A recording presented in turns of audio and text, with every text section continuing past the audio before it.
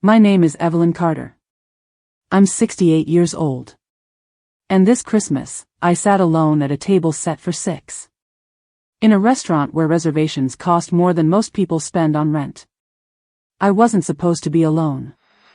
I had imagined laughter. Wine glasses clinking. My children teasing each other the way they used to when they were still young and soft-hearted. I had imagined my granddaughter reaching over to fix my necklace, like she did when she was 8. Not this silence. Not this ache. Have you ever looked around a room full of people and still felt like you didn't exist? The Riverbend Bistro sits right along the Savannah River, all glass windows and linen napkins. I'd made the reservation 3 weeks in advance. It was their holiday tasting menu. Lobster bisque, duck confit, flourless chocolate cake. I knew it would be beautiful. I just didn't know I'd be the only one there eating it. 3 days I spent planning. Ironed the navy wrap dress Marcus had always loved. The one with the pleated hem and tiny velvet buttons. I even wore the perfume he gave me for our 40th anniversary, something citrusy with a hint of amber. I hadn't touched it since his funeral. At the time, I told myself I wanted everything to be perfect. But if I'm being honest, I just wanted to feel close to him again. Grief is funny that way. You find yourself clinging to rituals that never mattered until the person you did them with was gone. I'd asked the hostess to seat us by the window. The river shimmered in the soft orange of the streetlights. A small candle flickered in the center of the table. The kind of light that makes you think anything tender is still possible. I was early. Always have been. Something about being late makes me anxious. Like I might miss something important. At 5:56, I texted Charlotte, "Almost here?" No reply. At 6:01, the waitress brought me a menu. I smiled politely and said I'd wait. I hadn't even taken my coat off. At 6:09, Charlotte called. I answered so quickly it was almost embarrassing. "Mom, hey," she said, too brightly. Lily woke up with a fever. We didn't want to risk it. "I'm so sorry." Her voice had that sweetness I'd come to recognize as practiced. Not warm. Just polite. Rehearsed. I told her not to worry. That I understood. I lied. At 6:17, Ethan called. He was stuck at the studio. Apparently, some issue with lighting that couldn't wait until morning. I didn't even ask if his wife and kids would still be coming. I already knew the answer. Then at 6:24, Jared texted. No call. Just a message, "Car's dead. AAA says 2-hour wait." Sorry, Mom. Rain check. Rain check. Like our first Christmas without Marcus was some casual thing to reschedule. I sat there for a while. My phone face down. My hands folded in my lap. I must have looked like someone waiting for a blind date who'd been stood up. I kept telling myself I'd give them 5 more minutes. Then 5 more. Eventually, the waitress returned, hesitant. "Would you like me to cancel the extra settings?" I shook my head. My voice came out quieter than I meant. "No, please leave them. They're still coming." Except they weren't. I ordered a glass of Merlot. The same bottle Marcus used to get on special occasions.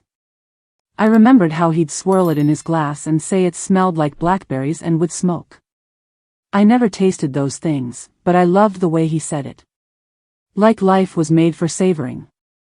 The food came. I barely touched it. The duck was tender. The risotto creamy. But everything tasted like disappointment. A family sat at the table next to mine. Grandparents, kids, grandkids. Their conversation bubbled with inside jokes. The grandma was wearing a sparkly red sweater, and everyone kept telling her how beautiful she looked.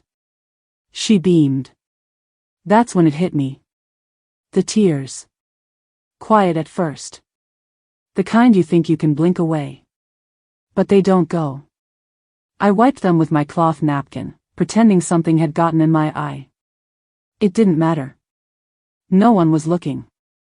I was reaching for my water when I heard footsteps. Fast. Urgent. Then a voice. Grandma Evelyn. I turned. And there he was. Miles. Breathless. Flushed from the cold. And in his hand, an envelope. Thick. Sealed. With my name on it. I had no idea what was inside. But I would never be the same after opening it. 3 days. That's how long I spent preparing for one dinner. I know how that sounds. But when you've lived through enough quiet holidays, you start to believe that maybe, just maybe, the next one will be different. The moment Thanksgiving ended, I circled December 24th on the calendar with a green Sharpie. I called the Riverbend that same afternoon. The hostess recognized my voice. She called me Miss Evelyn like she always does, even though she knows I'm a widow. Said she had one table left for Christmas Eve. By the window. I took it. $850. For one night. I told myself it was worth it. That time with your family is priceless. That's what everyone says, right? That money can't buy love, but it can buy the space for it to happen. I wanted to believe that. On the morning of the 24th, I woke up early. Showered, blow-dried my hair until it curled softly at the ends. Picked out the navy wrap dress Marcus used to say made me look like I still had secrets. I laughed when he said that. Back then, I did. I still remember the feel of the dress as I slid it on. Smooth, cool fabric. The way it hugged my shoulders just right. I reached for the pearl earrings he'd given me on our anniversary in Charleston. They came in a little green box from that shop off East Bay Street. I hadn't worn them in over a year. As I stood in front of the mirror, I adjusted the clasp and caught my own reflection. My hands were trembling. Not from age. Not really. It was something else.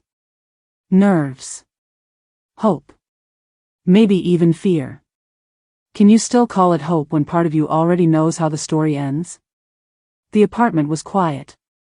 Just the faint hum of the heater and the ticking from the old wall clock Marcus bought at a flea market in Asheville. I kept glancing at the time, counting the hours like a child before Christmas morning. I'd set out little name cards. One for each of them. Charlotte. Ethan. Jared.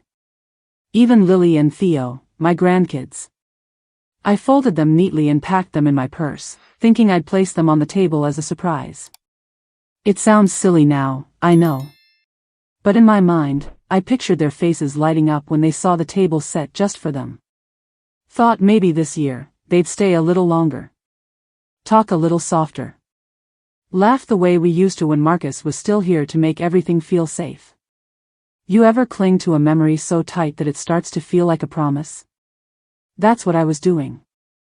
I even bought little holiday crackers. The kind that pop when you pull them.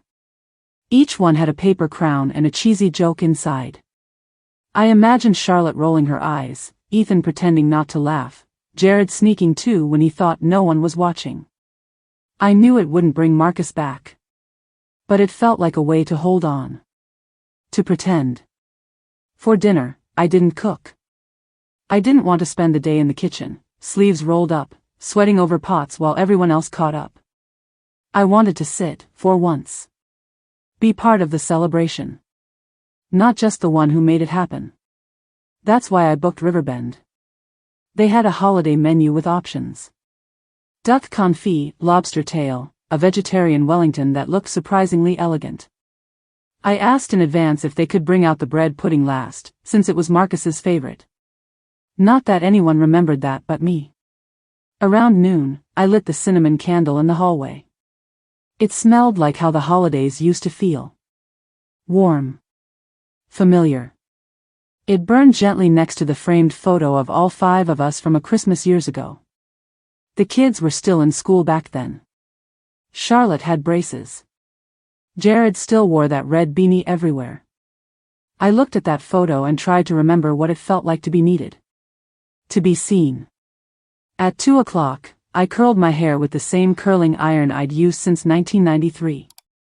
The handle's cracked now, but it still works. I sprayed just enough perfume to feel presentable. Not too strong. The kind of scent that whispered instead of shouted. Then I sat down with a cup of tea. Chamomile. I didn't want to risk coffee making me jittery. As I waited, I thought about what I'd say when we sat down. Maybe thank them for coming. Maybe tell them how much it meant to me that we were together. Or maybe I wouldn't say anything. Maybe I'd just let the food speak for itself. Let the moment be enough. But deep down, I think I was waiting for something more. Maybe even an apology. Not a dramatic one. Just a little softness. Something like, "Sorry we haven't called as much, Mom." Or, "We know it's been hard without Dad." Something that said they remembered I existed outside of birthdays and emergencies. The clock ticked past 3 o'clock. I started putting on my shoes. Low block heels in navy. Practical, but still dressy. I'd shined them the night before, just in case. I slipped on my coat. A light wool wrap with silver buttons. Picked up my purse. Held it close. I felt oddly calm. Until the first call came. The first call came at 3:12. Charlotte's name lit up my phone just as I was putting on lipstick. I smiled before answering, already picturing her in her sunroom with those wide windows, sipping from the ceramic mug she made in that pottery class she took once. "Hi, sweetheart," I said. Her voice was soft. Too soft. "Mom, I hate to do this." My stomach tightened. "Lily woke up this morning with a fever," she went on. "It's probably just a bug, but I didn't want to risk bringing it around. You understand, right?" That pause. That deliberate pause after, "right." It was the same pause she used when she knew she was letting me down. "I see," I said, trying to keep my voice light. "Of course." "Poor baby. Do you need anything?" No, we've got it covered. Just, let's reschedule soon, okay?" She said it quickly. As if getting it out fast would make it easier to swallow. Rain check. Always a rain check. Do people realize how cold that phrase sounds when you're left waiting in your best dress? I told her to give Lily a kiss from me. Told her to take care. I hung up and just stood there, staring at the floor. 15 minutes later, Ethan called. "Hey Mom," he said, sounding rushed. "You won't believe this, but we've got a lighting issue here at the studio. The director's freaking out, and we're on a deadline." Of course he was. Ethan's deadlines always landed right in the middle of family plans. "What about Marissa and the kids?" I asked. "They actually went over to Charlotte's to help with Lily. Just to give her a break. You know how Charlotte gets when the kids are sick." My fingers gripped the phone tighter. So they were together. All of them. Just not with me. "They're only staying for a few hours," he added quickly. It wasn't, like, a planned thing. But it was. I could hear it in his tone. In the way he was already wrapping up the call. "We'll make it up to you, Mom. Promise." Click. I sat down on the edge of the couch. The TV was on in the background, playing an old episode of Wheel of Fortune. The letters flipped. The audience clapped. It all felt unreal. Do you ever get that sudden, sinking feeling that something wasn't an accident? That maybe you weren't forgotten. Maybe you were excluded. At 4:01, Jared texted. Not even a call. Car died. Waiting for roadside. Sorry Mom. Hope dinner's great. No follow-up. No, wish I could be there. Just those 8 words and a string of dots that never turned into anything more. Jared was always the most creative with his excuses. When he was 10, he once blamed the hamster for eating his homework. Now, apparently, AAA was the villain. I stared at my phone, waiting for it to light up again. It didn't. I walked to the kitchen, poured myself a glass of water, and stood in the doorway, watching the sun dip lower behind the buildings across the street. The orange light bled through the windows, casting shadows across the living room. I was still wearing my earrings. Still had my shoes on. I looked like someone on her way to something beautiful. But there was no one coming. I sat back down and looked around my apartment. The mantel was decorated with white pine garland and tiny copper lights.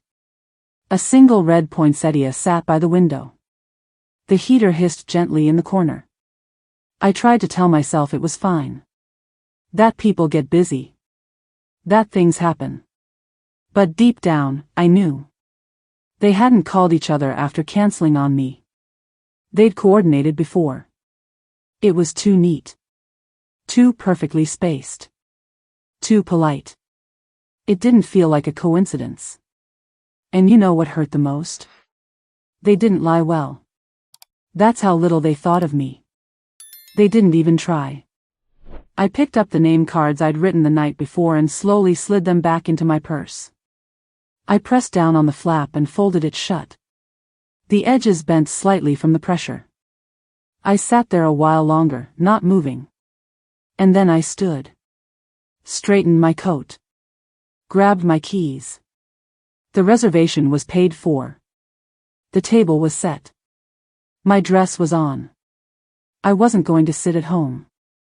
Not after all that. So I walked out the door and headed to Riverbend alone.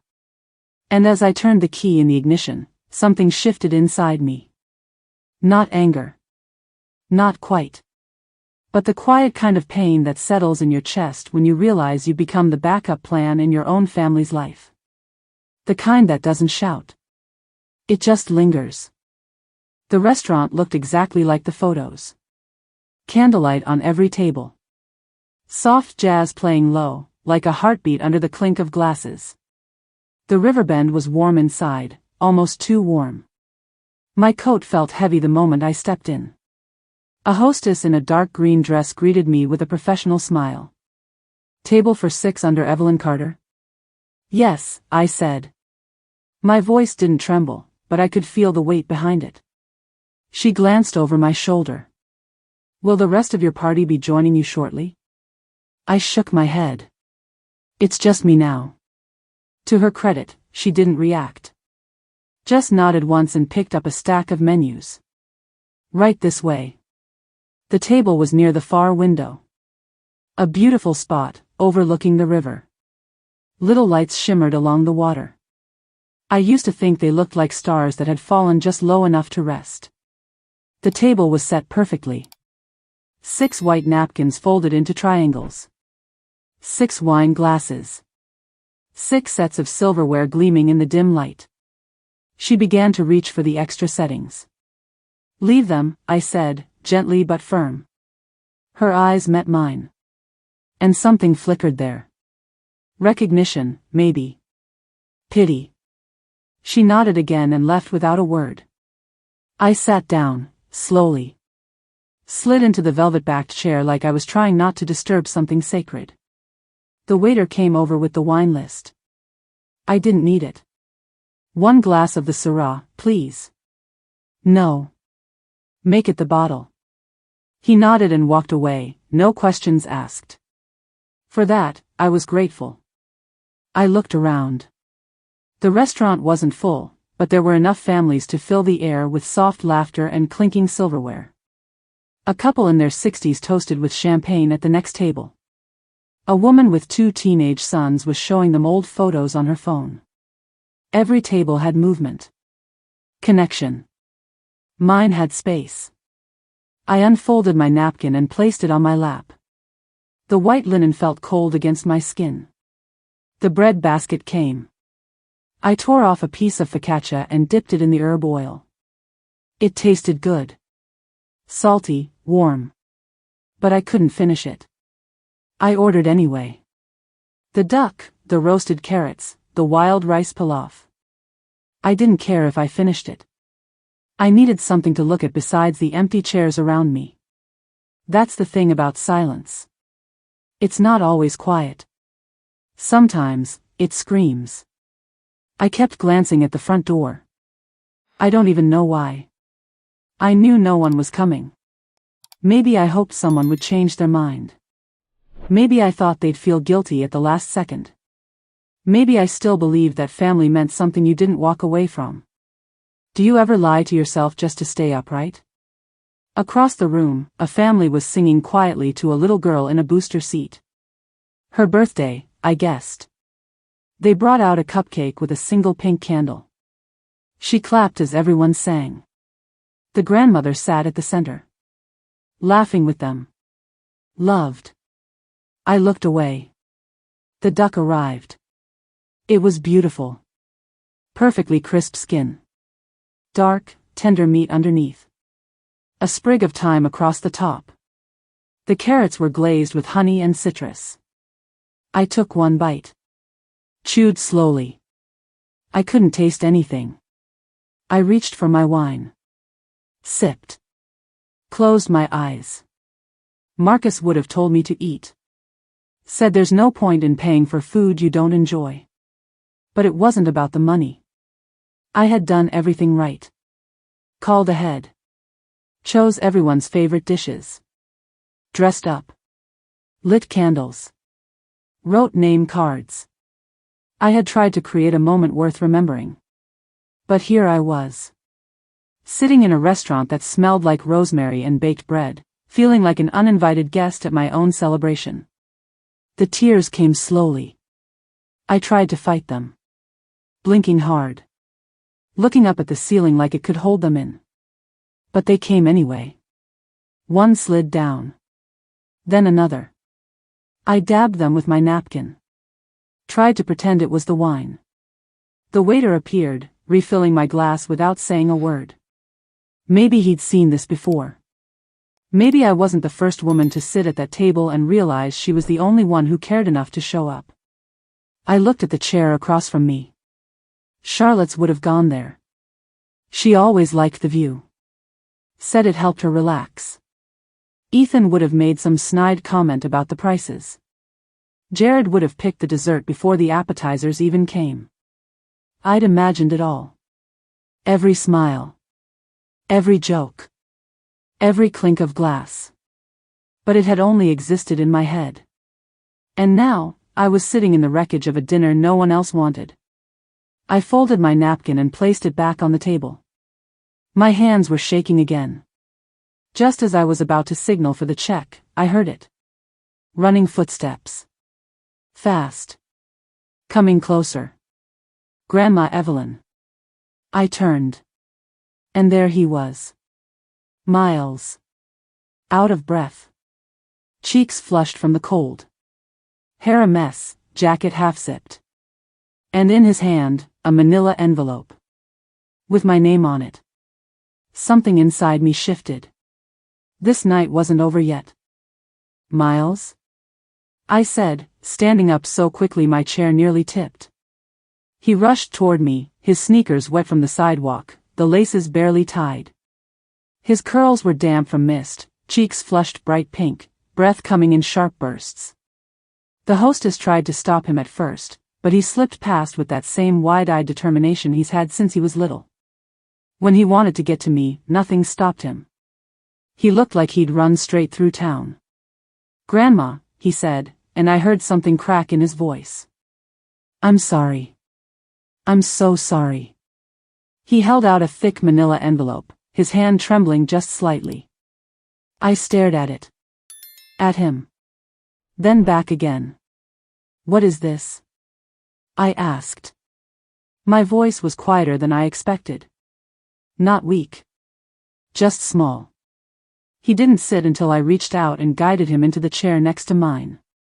His jacket was half-zipped, and his sweater underneath had a faint stain across the collar. There was snowmelt on the cuffs of his jeans. No one had ever looked more out of place in a fine dining restaurant. And yet, in that moment, he was the only person I wanted next to me. He placed the envelope on the table, right beside my untouched plate. "I had to find you," he said. "I couldn't let them keep doing this." My stomach tightened. "Doing what, honey?" Miles looked around quickly, then leaned in. His voice dropped to a whisper. They're all at Romano's right now. 3 blocks from here. Mom. Uncle Ethan. Jared. All of them. It wasn't a coincidence they canceled. They planned this. I froze. Planned it. I'd suspected. But hearing him say it out loud made something in my chest go hollow. I found out today, he continued, tapping the envelope. The lawyer came to the house this morning. It's Grandpa Marcus's will. And this too. He pointed to the corner of the envelope where something had been stapled. A tab. Official looking. They didn't want you to see it.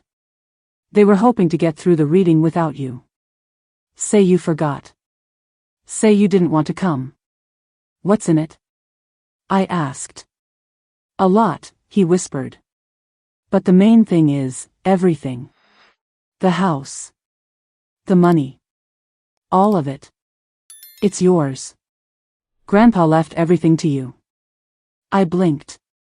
My pulse inched up slowly, then all at once. That's not possible. They said, your mom said, Marcus promised they'd inherit most of it.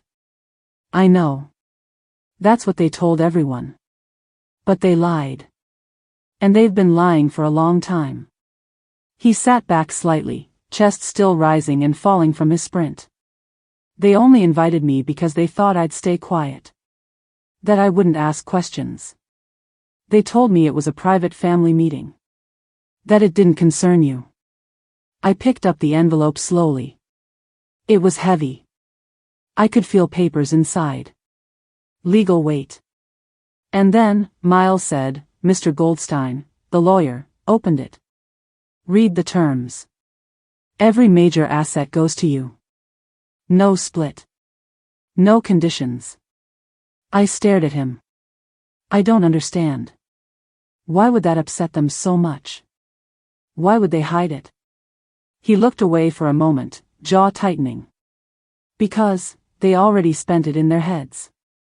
Mom talked about renovating the lake house. Uncle Ethan was planning to use the inheritance for his film project. Jared said he was going to pay off some debt. They all thought they'd walk out of that office rich. I reached for my glass of wine. My hand was shaking. How long have they known? Months, he said.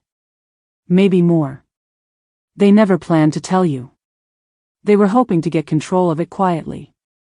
I swallowed hard. My throat felt dry despite the wine. But that's not all, he added. His voice got even softer. There's something else. Something Grandpa had added at the last minute. He reached into the envelope and carefully unfolded a document. It had charts, numbers, names. And DNA. My heart thudded in my ears. What is this? I asked. A test, he said. A DNA test. Grandpa had it done before he died. I couldn't speak. Miles looked down. His fingers curled into the edge of the tablecloth. It proves I'm not biologically related to you. Not to Mom. Not to anyone. I inhaled sharply. The air in the room felt thinner suddenly. What do you mean? He swallowed, hard. Mom adopted me.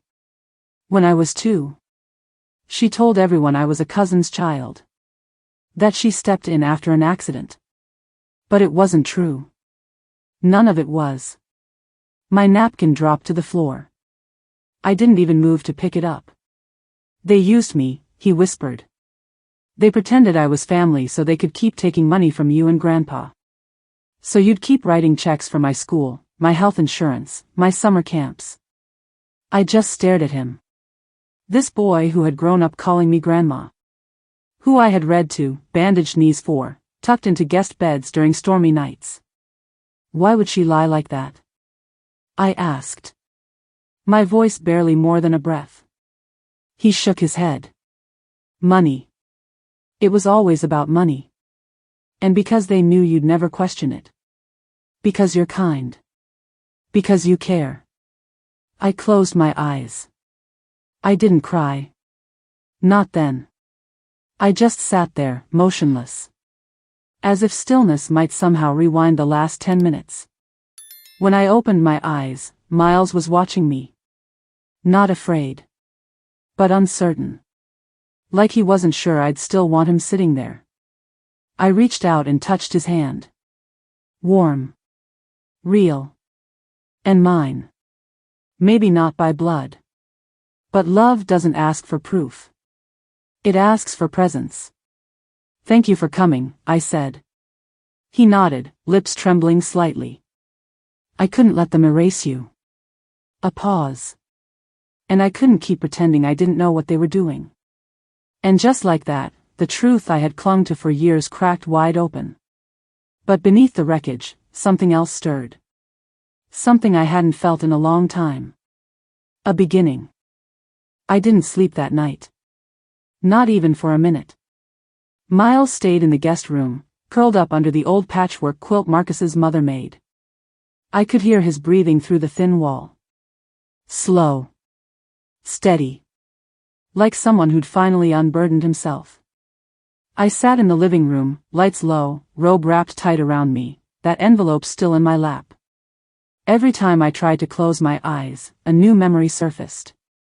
Charlotte calling last spring, asking if I could help with Lily's tutoring. Ethan's sudden need for $10,000 to cover a temporary business shortfall. Jared showing up out of nowhere, claiming he needed help with rent, looking sheepish but urgent. I'd written checks every time. Told myself I was being a good mother. But now I saw it clearly. None of it had been coincidence. Not the timing. Not the stories. Not the way they always disappeared as soon as the money was in their accounts. Have you ever looked back at years of your life and realized none of it was what you thought it was? That's a kind of grief no one prepares you for. The next morning, I called Mr. Goldstein's office as soon as the clock hit 8 o'clock. His assistant, Miriam, answered on the second ring. Mrs. Carter. We were hoping you'd call. She said it gently, like someone who already knew the storm I was walking through. He had an opening at 10:30. I let Miles sleep another hour. Made us both a simple breakfast, toast, eggs, nothing fancy. We didn't talk much. Just shared the quiet. But it wasn't the heavy kind anymore. It felt different. Like something had shifted. After breakfast, we got dressed and took a cab downtown. Goldstein's office was on the second floor of a small brick building near Forsyth Park. The same place Marcus and I had gone years ago when we updated our wills. Back then, it felt like a formality. Now, it felt like walking into a war room. Mr. Goldstein greeted us at the door. Gray-haired, soft-spoken, impeccably dressed. He wore a navy suit with a gold pin on the lapel. I remembered Marcus teasing him once about looking like a senator. Evelyn, he said, motioning toward the leather chairs across from his desk. Thank you for coming in. I know this isn't easy. Miles sat beside me. Quiet, alert. His hands folded neatly in his lap. I need to know everything, I said. Mr. Goldstein didn't hesitate. Your husband made significant changes to his estate plan 6 months before his death. He left everything to you. No division, no trust split. His intention was very clear. I nodded once. I already knew that part. But, he continued, pulling out a separate folder, he also left additional documentation. In case there were challenges. In case, his words, not mine, your children tried anything. I flinched at the word. My children. He opened the folder and placed several sheets of paper in front of me. Letters. Notes. A list of transfers and cash withdrawals. And at the very top, a transcript. I recognized the voices instantly. Charlotte. Ethan. Jared. The conversation had been recorded weeks before Marcus died. He had started recording family meetings, claiming it was because of his hearing. I'd believed him. Mom's getting worse, Charlotte said on the recording. She repeats herself. She's withdrawn, Ethan chimed in. She forgot Lily's birthday last year, Jared added. I mean, not completely, but she mixed up the date. I felt something rise in my throat. That wasn't forgetfulness. I had sent the gift 2 days early because shipping had been slow. I even wrote the date on the card. They had twisted everything. Mr. Goldstein turned the page. There's more. He had me create a clause that would disqualify any beneficiary who contests the will. If they so much as attempt to question your mental capacity, they forfeit their claim. Miles leaned forward. Will they do it? Goldstein didn't answer right away. They already are, he said finally. I received notice late last night that Charlotte contacted a separate firm. They're trying to declare you unfit. I felt the air suck out of the room. They're doing what? They're compiling evidence. Statements. Trying to prove you're not capable of managing the estate. If successful, they could seek guardianship. I sat back. Dizzy. Cold. My children weren't just greedy. They were prepared to erase me. And yet, underneath the panic, something steadier began to stir. Resolve. I looked over at Miles. His face was tight, jaw set, but his hand reached for mine under the table. I squeezed it. Then I turned to Mr. Goldstein. What do I need to do? His eyes met mine. Calm. Professional. But kind. Trust the safeguards your husband put in place.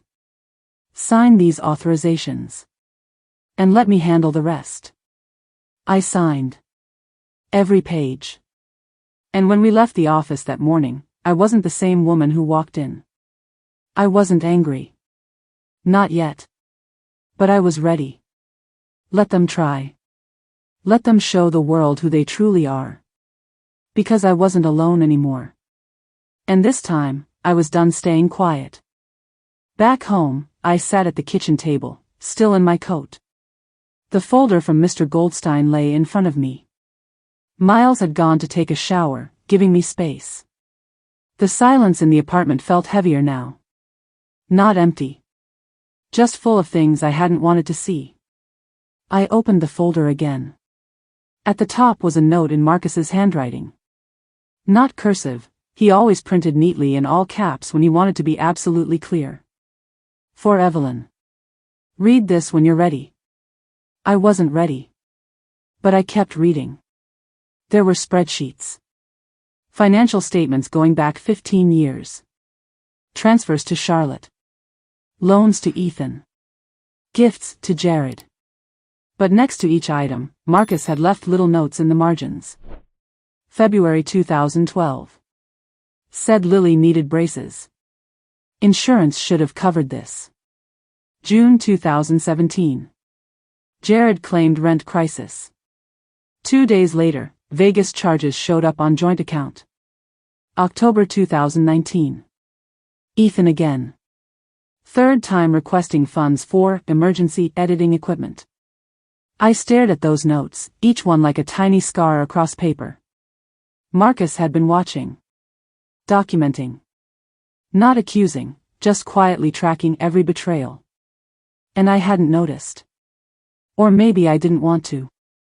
You ever love someone so much you refuse to see what they're capable of? That kind of love can blind you. Make you complicit in your own undoing. There were photos, too. Charlotte outside a spa. Ethan dining at some trendy restaurant I couldn't pronounce. Jared carrying golf clubs into a hotel that certainly wasn't his. Each one time-stamped. Each one dated within days of a crisis they had brought to my doorstep. And still, the worst part wasn't the lies. It was how easily I'd swallowed them. Marcus had known. Not just suspected. He'd seen it unraveling and realized I wasn't willing to look. Maybe that's why he didn't tell me right away. Maybe he thought I'd defend them. Or worse, forgive them too soon. At the bottom of the folder was a printed transcript. I recognized my own voice in the background. I don't want to talk about money today, I'd said. Can we just eat dinner? And Charlotte, ever polite, ever composed, had responded, "Of course, Mom. We were just concerned about your forgetfulness lately. You repeated the same story 3 times last week." I remember that night. The story wasn't the same. It was just one I'd told with detail. I'd shared about Marcus's last fishing trip. How he caught nothing but sat on the dock for hours, drinking coffee and humming. I repeated it because I missed him. Because sometimes, telling stories is how you keep a person alive. But they took that and twisted it into a symptom. A warning sign. Evidence. I closed the transcript. My hands were trembling again. But not from fear this time. It was rage. Not the explosive kind. The slow, measured kind that grows in the cracks left by disappointment. I stood up. Walked over to the small desk near the hallway. Pulled open the drawer and found what I was looking for. Marcus's notebook. He always kept one at a time. Same kind. Black leather cover. College-ruled pages. I flipped through it, half expecting shopping lists or phone numbers. Instead, I found plans. Pages labeled "Protection for Evelyn." Dates. Contacts. Instructions. He hadn't just changed the will. He'd built an entire system around me. I read a section that said, in his own words, if they try to remove her autonomy, invoke Clause 12. Trigger independent trustee. Evelyn keeps control until medically proven otherwise by 2 third-party physicians. I laughed. Not because it was funny. Because it was absurd how thoroughly he had outplanned them. Marcus. My Marcus. The man who used to forget where he parked the car. He'd seen this coming. At the very back of the notebook, tucked into a flap, was a letter. The envelope just had my name. I didn't open it yet. Not there. Not then. Instead, I turned back to the kitchen table where all those papers still sat. And I made a list of my own. Not of people I'd lost. But of what I still had. I had my name. My rights. My home. My memories. And I had Miles. Not by blood. But by choice. The kind that matters more. I poured myself a glass of water and stared out the kitchen window. Snow was beginning to fall again. Thin, quiet flakes. The kind that stick to the window like reminders. I used to think being a mother meant never drawing lines. Never saying no. Just giving. Always. But maybe being a mother also meant knowing when to stop the bleeding. Maybe love had to come with boundaries. Because trust, once broken, doesn't return on its own. You have to rebuild it. Layer by layer. And today, for the first time in a long time, I realized I didn't have to rebuild it with them. I could rebuild it with me. With who I used to be. Before I let guilt and fear and hope convince me to shrink. I closed the folder, stood tall, and called Miles into the room. He stepped in, hair damp, hoodie sleeves rolled up. Still a boy in many ways. But in that moment, he felt like someone I could stand beside. "We're going to the lake house tomorrow," I said. He nodded. No questions. I opened the drawer again. This time, I pulled out Marcus's letter. And slipped it into my coat pocket. Because I was finally ready to hear what he needed to tell me. The drive up to the lake house took just under 2 hours. Neither of us said much. Miles sat beside me in the passenger seat, earbuds in, staring out the window. His sketch pad rested on his lap, unopened. I knew he wasn't listening to music.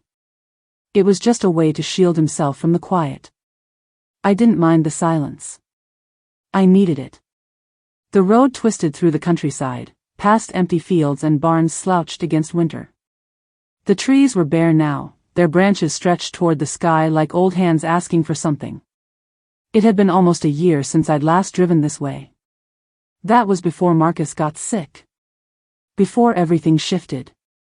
Back then, we'd come up together for a long weekend. He'd packed too much food, as usual. We stopped at that little roadside stand that sold peaches and boiled peanuts, even though it was off-season.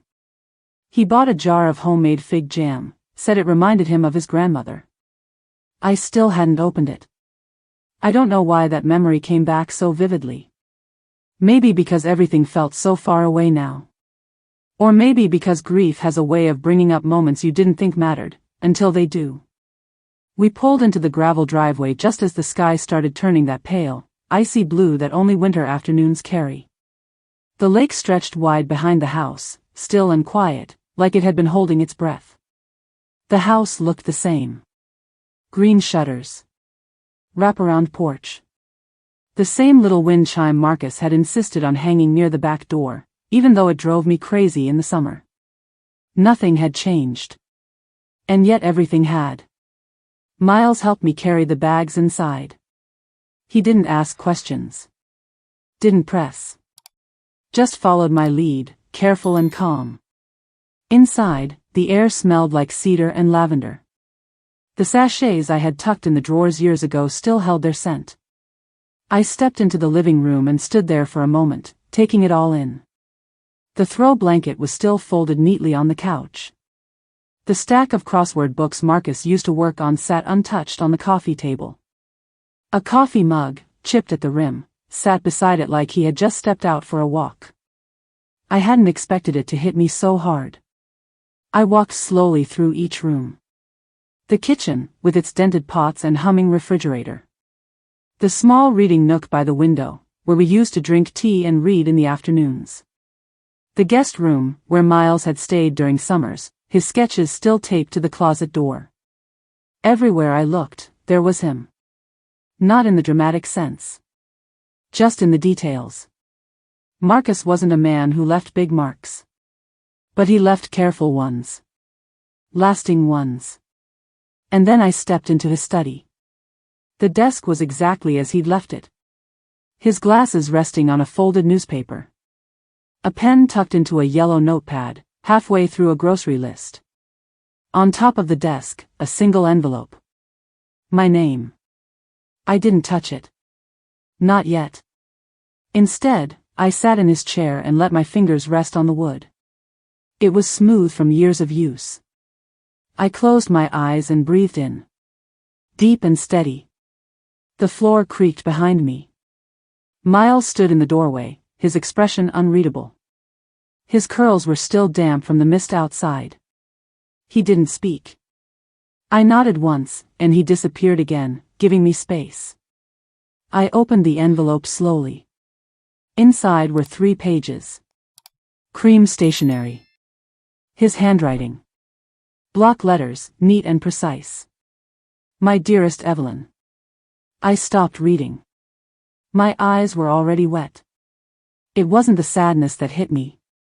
It was the clarity. Because in that moment, with the paper trembling in my hands, I knew. Marcus hadn't left me behind. He had prepared the path. Piece by piece. Step by step. I wasn't just his wife in memory. I was his choice. Even after. And that mattered more than any betrayal, any cruelty, any lie told in our children's voices. This was the moment everything shifted inside me. The grief that had lived in my chest for months started to move. Not gone. Never gone. But changing shape. Becoming something I could carry. I placed the letter gently back into the envelope. Pressed it to my chest. And I sat there, in the house we built, surrounded by the life we made. Not broken. Not defeated. Just, awake. Outside, I heard Miles' footsteps on the porch. The screen door creaked open, then shut again. His presence was quiet, but steady. We weren't alone. And tomorrow, we would begin again. But tonight, I would sit in this stillness and remember who I was before I started shrinking to fit inside someone else's expectations. Because I remembered now. And I wasn't going back. I unfolded the letter slowly. The pages were thick, off-white, the kind Marcus always preferred for personal notes. He said good paper mattered. That the weight of it reminded you to mean what you wrote. The first line was written in his deliberate, slightly slanted print. Evelyn. If you're reading this, then you already know. I paused. My throat tightened. Marcus never used flowery words. He wasn't a man of grand speeches. But when he wrote, he meant every word. I pressed the page gently with both hands and kept going. I'm sorry you had to find out this way. Sorry that the truth came dressed in betrayal instead of love. You didn't deserve that. Not from them. Not ever. I know how much you wanted to believe the best in our children. I saw how you tried. How you kept forgiving. Kept explaining things away. I didn't say much, because I didn't want to be the one who broke your heart. But Evelyn, they were breaking it anyway. Just slower. Just softer. I sat back in his chair, the one with the worn leather arms. I could feel his presence there. Not like a ghost. But like something unfinished that was finally finding its way home. The letter continued. You always believed love could fix things. And you were right, in a way. But love doesn't mean losing yourself. It doesn't mean funding someone else's selfishness in the name of loyalty.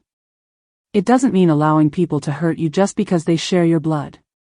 I watched them make promises they never kept. I watched you shrink yourself every time they ignored your calls, missed holidays, canceled plans. And every time, I saw how you smiled through it, said you understood. But I didn't. Because I remember the woman you used to be. The woman who rebuilt her mother's house after a storm. Who taught night school while raising 3 kids and still made time to bring me coffee every morning. The woman who could level a room with one sentence when something felt wrong. She's still there, Evelyn. I hope by now you remember her. I had to stop reading. Just for a moment. Because the truth is, I hadn't remembered her. Not for a long time. I had let time and sorrow wear her down. I always thought that's what aging was. But maybe it wasn't age. Maybe it was just the slow erosion of being treated like you don't matter. I looked back at the letter. I didn't do any of this to punish them. I want you to know that. What I did, every legal change, every protection, I did for you. Because I knew they would come for you. And I wanted you to have everything you needed before they could. Not just the money. Not just the house. But your peace. Your independence. Your voice. If they try to twist that, fight that, lie their way back into your world, remember this. You do not owe them anything. You gave them your life. Your time. Your warmth. Your forgiveness. You gave them chances even after they'd run out. That's more than most mothers would. You don't have to keep giving. I looked down at my hands. The same hands that had packed school lunches. Signed loan checks. Held Charlotte while she cried through her first divorce. Drove Ethan home from the ER after his panic attack. Waited outside courtrooms with Jared. Had they ever really seen me? I wasn't sure anymore. Marcus's words cut through the noise in my head. Let go of the guilt, Ev. You did everything right. And if you still feel the need to hold someone's hand, hold your own first. You deserve to live the rest of your life without asking permission to be happy. A pause in the writing. Then a different tone. Miles is a good kid. No, he's not ours by blood. But blood isn't what makes a man show up. Loyalty is. And that boy has more of it than any of the others ever did. I've left a separate fund for his education. Not because he's entitled to it, but because he's earned it. If he chooses you, Evelyn, let him. And don't look back. The letter closed gently. One more paragraph, written in darker ink. Like his pen had started running out, and he pressed harder. I'll always love you. You gave me a life I never dreamed I'd have. And I wanted to make sure that life didn't end just because mine did. There's a key taped under the top drawer of my desk. It opens the lockbox in the closet. You'll know what to do when you see it. And if you ever doubt yourself again, read this letter as many times as you need. I meant every word. Yours always, Marcus. I folded the pages slowly, careful not to crease them more than I had to. I pressed them against my chest and let the stillness settle around me. There weren't tears. Not exactly. It was something else. Like breath after being underwater. I stood up and walked to the study closet. Pulled open the top drawer. Felt under it. And there it was. The key. Tomorrow, I'd open that box. But tonight, I sat back in his chair one more time. I looked out at the lake. And I let myself believe that maybe Marcus hadn't just left me a goodbye. He'd left me a beginning. I closed Marcus's letter and slipped it into my coat pocket. The study felt different now. Less heavy. More mine. Miles joined me quietly, drawn in by the light from the lamp. He looked at me, no words needed. One look was enough. We're going to do this right, I said. What do you mean? He asked softly. I stood and walked to the desk. Picked up the folder from Goldstein's office. Spread it across the surface. A reminder. A plan. I told him every detail. The recordings. The transcripts. The clause that nullifies any inheritance if they challenge the will or question my mental health. What Marcus had prepared. What I had signed. Ever so precise. He nodded. Eyes steady. The kind of calm I hadn't felt in months. I said, they think they can erase me. They think I'll go quietly. My voice was steady. Not shaking. They don't know who prepared this. Or why. He gave me a half smile. Tougher than I remembered. Still young. But solid. I'm ready, I said. Not angry anymore. Just honest. I grabbed my phone and called Mr. Goldstein again. Explained I was prepared to counter any filings immediately. No hesitation in my voice. He thanked me. Said he'd be ready, too. I turned back to the papers. These weren't just documents. They were lines in the sand. Marcus had prepared hard protections. Invitations for them to fight. Then lose everything. It was genius. Brutal. Necessary. He put his trust in me, even from beyond the grave. I thought about all the times I'd questioned myself. Whether kindness made me weak. Whether I still had the right to speak up for myself. Today, I answered those questions. Yes. I deserved defense. Yes. I had every right to push back. I looked at Miles and said, let's check the lake house safe tomorrow. He reached out, hand on mine. There's more there. He knew. Or hoped. Maybe both. I breathed in slowly. It was hard. But I was lighter. Less burdened. More me. I gathered the documents carefully. Slipped them back into their folder. Put the folder into my purse. Packed that along with Marcus's letter. Tomorrow, I'd find out what else waiting. And I'd be ready. I didn't wait for them to come to me. I called each one. 3 calls. No fear this time. Just clarity. When Charlotte answered, I told her the plan had changed. Her voice cracked at first. Tears, then guilt. Mom, you're punishing us.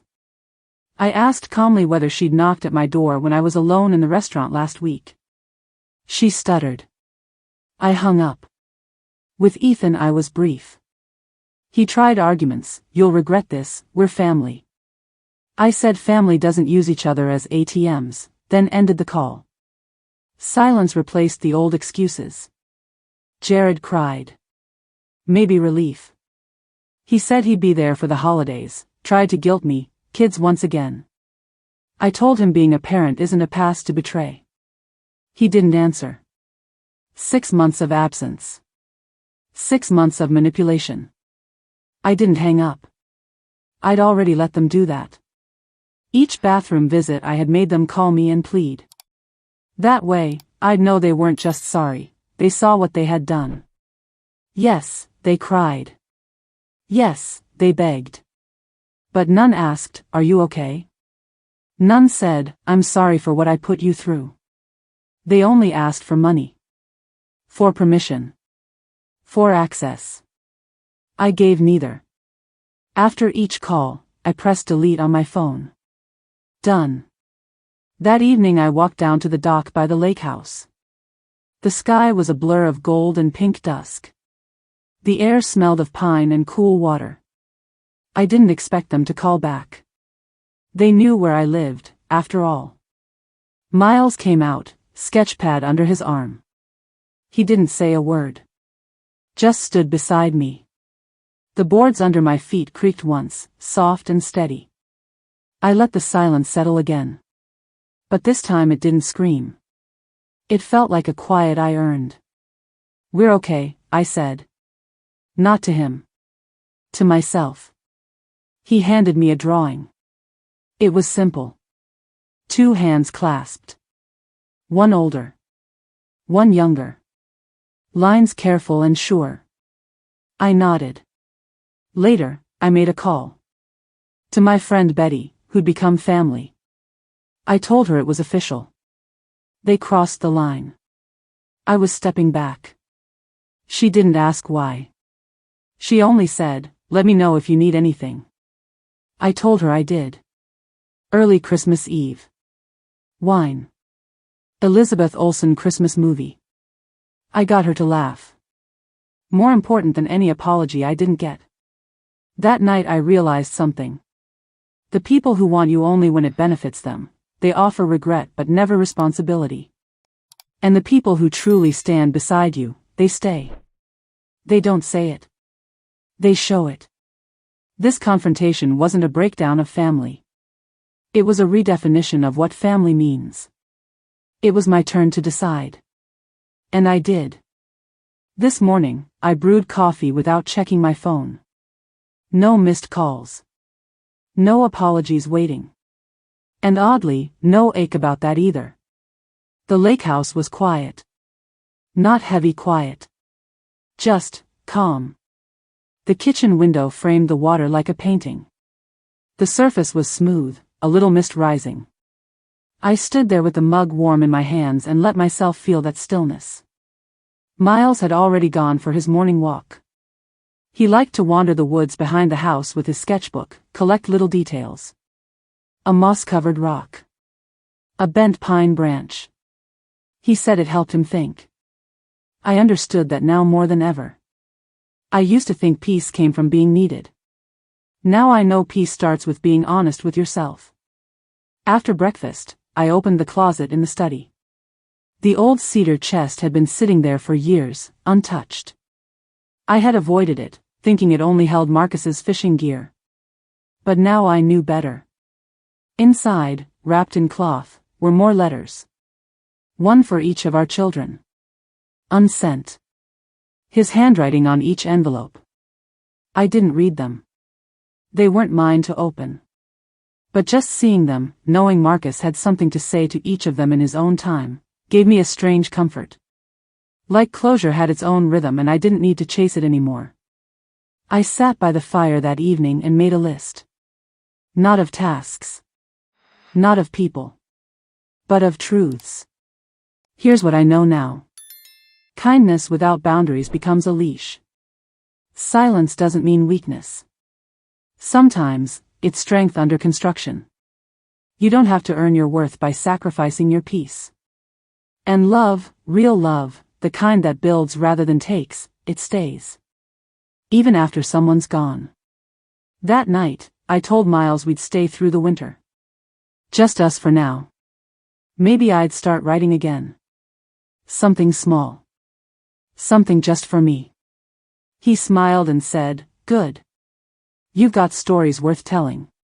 We made dinner together. Pasta, garlic bread, and a salad with way too much feta. We played a board game by the fire. laughed. Not out of obligation.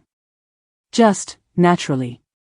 Later, while brushing my teeth, I looked in the mirror and didn't see someone broken anymore. I saw someone whole. Someone who remembered how to breathe again. And I wondered, maybe losing what you thought was love isn't the end. Maybe it's the start of finding the kind you actually deserve. The next morning, I walked down to the dock with a thermos of coffee and sat alone, watching the light move across the water.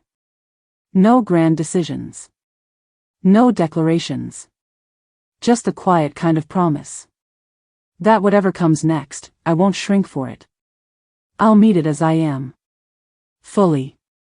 Finally. Enough.